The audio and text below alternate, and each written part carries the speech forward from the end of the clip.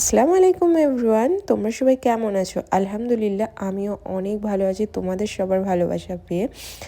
আমার এই 3 ইয়ারের জার্নিতে আমি কোনোদিনও আশা করিনি যে এত সহজে তোমরা আমাকে মেনে নেবে বা এতটা পরিমাণে ভালোবাসা দেবে। তোমরা যখন রাস্তায় বা কোনো ওয়ার্ক লোকেশনে দেখা হয় আর তোমরা বলো যে আমি তোমাদের ভিডিও দেখি, এটা শুনে আমি জাস্ট কতটা পরিমাণে খুশি হই তোমাদের বলে বোঝাতে পারবো না।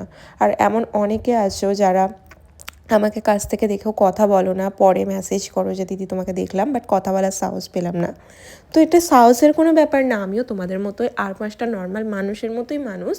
শুধু এটুকুই যে আমার হাতের কাজ তোমাদের ভালো লাগাতে আমি এতটা ছড়িয়ে গিয়েছি। তো তোমাদের ভালোবাসাতেই হয়েছে এগুলো সব।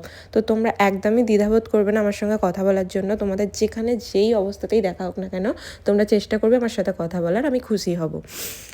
সো অনেক দিন পর ভয়েস ওভার দিচ্ছি।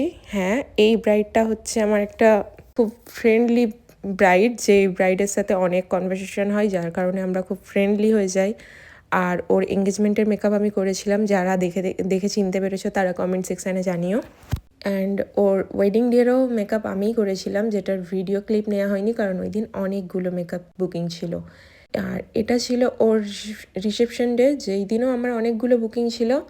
আর ওর বুকিং যেহেতু ফার্স্ট স্লট ছিল তাই আমি অনেকটা টাইম পেয়েছি, তাই ওর ভিডিওগুলো ক্লিক করতে পেরেছি। হ্যাঁ, একটু ওর হাজব্যান্ড প্রাইভেসি দিতে বলেছিল, যার জন্য এই প্রাইভেসি। বাট তাও তোমরা লুকটা হয়তো বুঝতে পারবে, ও ছিল আমার করা এই ফার্স্ট টাইম এইরকম ব্রাইড, মানে শাড়ির কালারটা বুঝতে পারছো। তো আমার একটু লালের বাইরে গিয়ে সাজাতে বেশি ভালো লাগে, আমি একটু বেশি পছন্দ করি কারণ লাল লাল লাল ছিছি হয়ে গিয়েছে।